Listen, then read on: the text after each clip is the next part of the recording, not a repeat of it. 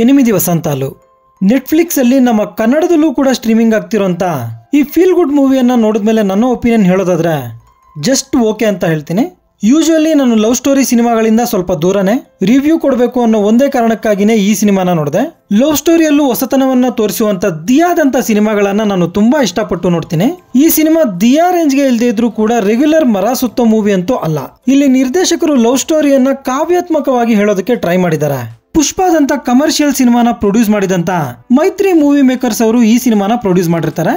ಇನ್ನು ಈ ಮೂವಿಯ ಪ್ಲಾಟ್ ವಿಷಯಕ್ಕೆ ಬರೋದಾದ್ರೆ, ಶುದ್ಧಿ ಅಯೋಧ್ಯ ಈಕೆ ಒಬ್ಬ ಮಾರ್ಷಲ್ ಆರ್ಟ್ಸ್ ಪಟು, ಜೊತೆಗೆ ಕಾದಂಬರಿಗಳನ್ನು ಸಹ ಬರೀತಾಳೆ. ಈಕೆಯ ಜೀವನದಲ್ಲಿ ಅದರಲ್ಲೂ ಯೌವನದ 8 ವರ್ಷಗಳಲ್ಲಿ ನಡೆದಂತ ಪ್ರಮುಖ ಘಟನೆಗಳ ಕುರಿತಾದ ಸಿನಿಮಾ ಇದಾಗಿರುತ್ತೆ. ಈ 8 ವರ್ಷಗಳಲ್ಲಿ ಲವ್, ಗುರುಭಕ್ತಿ, ಫ್ರೆಂಡ್ಶಿಪ್ ಹಾಗೂ ಇನ್ನಿತರ ಪ್ರಮುಖ ವಿಷಯಗಳು ಕೂಡ ಬರ್ತವೆ. ಬೇಸಿಕಲಿ ಇದೊಂದು ವುಮೆನ್ ಸೆಂಟ್ರಿಕ್ ಮೂವಿ. ಸಿನಿಮಾ ಪೂರ್ತಿ ಒಂದು ಹೆಣ್ಣಿನ ಭಾವನೆಗಳ ಸುತ್ತಾನೆ ಸುತ್ತಾ ಇರುತ್ತೆ. ನನಗೆ ಸಿನಿಮಾದ ಬಿಗಿನಿಂಗ್ ಹಾಗೂ ಎಂಡಿಂಗ್ ಇಷ್ಟ ಆಯ್ತು. ಸಿನಿಮಾದ ಕೊನೆಯಲ್ಲಿ ರಿವೀಲ್ ಮಾಡಿದಂತ ರೀತಿ ನನಗೆ ಇಷ್ಟ ಆಯ್ತು. ಟೆಕ್ನಿಕಲಿ ಈ ಸಿನಿಮಾ ತುಂಬಾ ಚೆನ್ನಾಗಿದೆ. Cinematography top notch.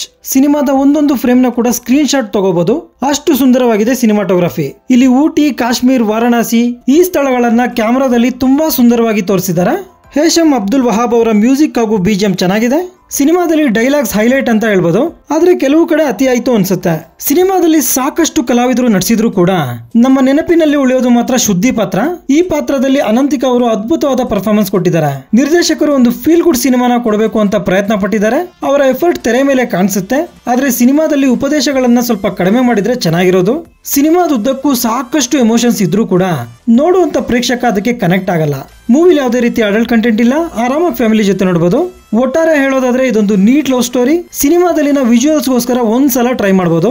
ಇದಾಗಿರುತ್ತೆ 8 ವಸಂತಾಲು ಮೂವಿ ಬಗೆಗಿನ ನನ್ನ ಒಂದು ಒಪಿನಿಯನ್. ಈ ವಿಡಿಯೋ ನಿಮ್ಗೆ ಇಷ್ಟ ಆಗಿದ್ರೆ ಒಂದು ಲೈಕ್ ಕೊಟ್ಟು ನನ್ನ ಚಾನೆಲ್ನ ಸಬ್ಸ್ಕ್ರೈಬ್ ಮಾಡ್ಕೊಳ್ಳಿ. Thank you.